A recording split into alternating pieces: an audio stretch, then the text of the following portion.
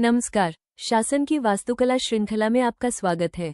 आज के इस वीडियो में हम राजस्थान प्रशासनिक व्यवस्था में उपखंड अधिकारी यानी एसडीओ और तहसीलदार की भूमिकाओं, उनकी शक्तियों और उनके बीच के अंतर को बारीकी से समझेंगे। ये गाइड राजस्व, न्यायिक और कार्यकारी शक्तियों के परिचालन का एक संपूर्ण ब्लूप्रिंट प्रस्तुत करती है। आइए सबसे पहले राजस्थान में प्रशासनिक पदानुक्रम को समझते हैं। सबसे ऊपर जिला स्तर पर जिला कलेक्टर होते हैं, जो पूरे जिले के समग्र प्रशासन के प्रमुख होते हैं। उनके नीचे उपखंड स्तर पर उपखंड अधिकारी एसडीओ आते हैं। राजस्थान में 299 उपखंड हैं।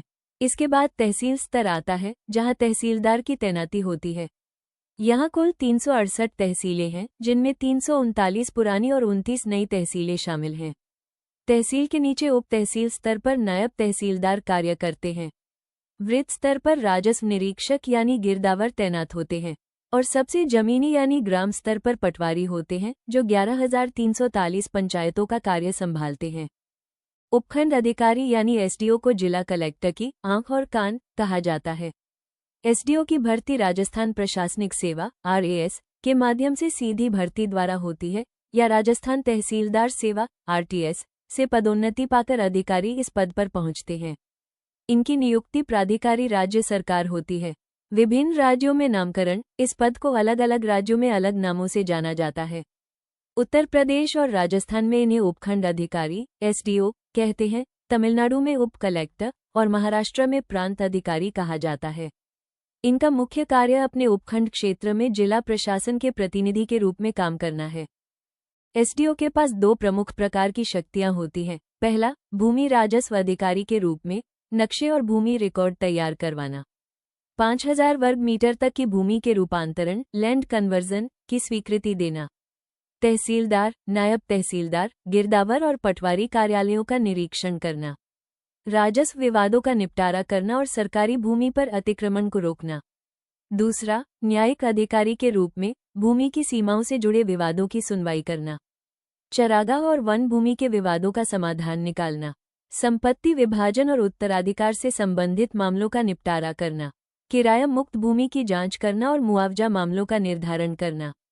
एसडीओ केवल राजस्व तक सीमित नहीं है, इनकी भूमिका त्रिकोणीय और बहुआयामी है।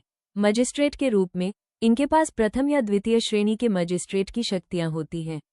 ये कानून और व्यवस्था बनाए रखने के लिए उपखंड में धारा 144 लागू कर सकते हैं तथा जेलों और पुलिस थानों का निरीक्षण करते हैं। प्रशासक के रूप में सार्वजनिक शिकायतों का निवारण करना, गरीबी रेखा से नीचे (BPL) परिवारों की पहचान करना और सार्वजनिक वितरण प्रणाली (PDS) के तहत गेहूं, चीनी व केरोसिन के वितरण की निगरानी करना। चुनाव अधिकारी के रूप में लोकसभा और विधानसभा चुनावों में सहायक रिटर्निंग अधिकारी (ARO) के रूप में कार्य करना। बूथ लेवल अधिकारियों (BLO) की नियुक्ति करना और मतदाता सूचियों को नवीनीकृत करना। अब बात करते हैं तहसीलदार की, जो जमीनी स्तर के प्रमुख प्रबंधक होते हैं। भर्ती और नियुक्ति। तहसीलदार पद की 66% भर्ती सीधी प्रतियोगिता परीक्षा द्वारा होती है, जबकि 34% पदोन्नति से भरे जाते हैं। इनकी नियुक्ति प्राधिकारी राजस्व मंडल अजमेर है। प्रशिक्षण एवं अधिकार क्षेत्र। इनका प्रशिक्षण राजस्व अनुसंधान एवं प्रशिक्षण संस्थान (RRTI) अजमेर तथा APRTS टोंक में होता है। इनका अधिकार क्षेत्र संबंधित तहसील होती है। इनकी मुख्य भूमिका ग्राम स्तर पर राजस्व का एकत्रीकरण, भूमि सुधार और आपदा प्रबंधन का निष्पादन करना है। तहसीलदार के दैनिक प्रशासनिक कार्यों को 3 भागों में बांटा जा सकता है: भूमि राजस्व अधिकारी, भू राजस्व एकत्रित करना तथा पटवारी, कानूनगो और गिरदावर के कार्यालयों का समय समय पर निरीक्षण करना। रिकॉर्ड प्रबंधन, जमाबंदी, भू नक्शे और नामांतरण (म्यूटेशन) के रिकॉर्ड को सुरक्षित रखना। इसके अलावा भूमि सीमाज्ञान और आवासीय भूमि का रूपांतरण करना। उप पंजीयक, सब रजिस्ट्रार, संपत्ति विशेषकर भूमि और भवनों की खरीद और बिक्री का आधिकारिक पंजीकरण करना। तहसीलदार की कार्यकारी शक्तियों का दायरा काफी विस्तृत है। मजिस्ट्रेट शक्तियां, इन्हें 6 महीने तक के कारावास और 200 रुपये तक के जुर्माने की सजा सुनाने की दंडात्मक शक्ति प्राप्त है। आपदा प्रबंधन। अकाल, सूखा, बाढ़, महामारी और आगजनी जैसी प्राकृतिक आपदाओं के समय अग्रिम पंक्ति (फ्रंटलाइन) में रहकर राहत और सहायता सामग्री पहुंचाना। उप कोषाधिकारी, तहसील स्तर के उप कोषागार सब ट्रेजरी पर पूर्ण प्रशासनिक नियंत्रण रखना। अंतर्विभागीय प्रतिनियुक्ति तहसीलदार पीडब्ल्यूडी में भूमि अधिग्रहण अधिकारी, वन विभाग में सहायक वन अधिकारी, जेडीए या नगर निगम और भूमि बंदोबस्त विभाग में सहायक बंदोबस्त अधिकारी के रूप में भी सेवाएं दे सकते हैं। आइए एक नज़र में एसडीओ और तहसीलदार के बीच के मुख्य अंतरों को समझते हैं। नियुक्ति। एसडीओ की नियुक्ति राज्य सरकार करती है, जबकि तहसीलदार की नियुक्ति राजस्व मंडल अजमेर करता है। अधिकार क्षेत्र। एसडीओ का क्षेत्र पूरा उपखंड होता है, जबकि तहसीलदार का क्षेत्र तहसील तक सीमित होता है। दंडात्मक शक्तियां। एसडीओ धारा 144 लागू कर सकते हैं और प्रथम द्वितीय श्रेणी मजिस्ट्रेट होते हैं, जबकि तहसीलदार 6 महीने के कारावास व 200 रुपये तक जुर्माना लगा सकते हैं। चुनावी भूमिका।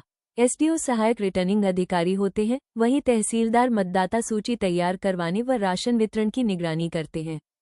पर्यवेक्षण। एसडीओ तहसीलदार और नायब तहसीलदार के कार्यों का निरीक्षण करते हैं, जबकि तहसीलदार पटवारी और गिरदावर का निरीक्षण करते हैं।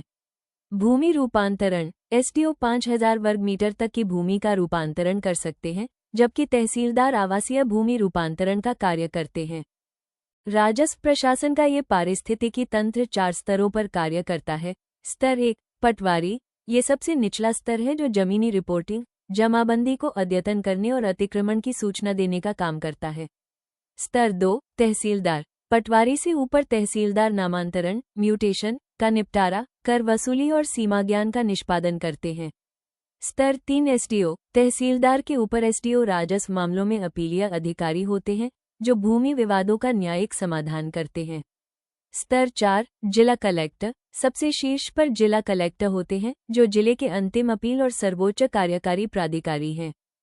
अंत में निष्कर्ष की बात करें तो एसडीओ और तहसीलदार दोनों ही लोकतांत्रिक विकेंद्रीकरण और प्रशासनिक स्थिरता के 2 मजबूत स्तंभ हैं। जहां एक तरफ उपखंड अधिकारी एसडीओ सामरिक नियंत्रण के जरिए उपखंड में न्यायिक व कार्यकारी स्थिरता लाते हैं, वहीं दूसरी तरफ तहसीलदार परिचालन प्रबंधन के माध्यम से सीधे जनता से जुड़कर जमीनी स्तर पर भू राजस्व और नागरिक सेवाओं को लागू करते हैं। ये दोनों ही पद राज्य की शक्तियों के प्रभावी हस्तांतरण और पारदर्शी सुशासन की असली रीढ़ हैं। धन्यवाद। Don't forget to subscribe, like, share, comment if you enjoyed this quick revision.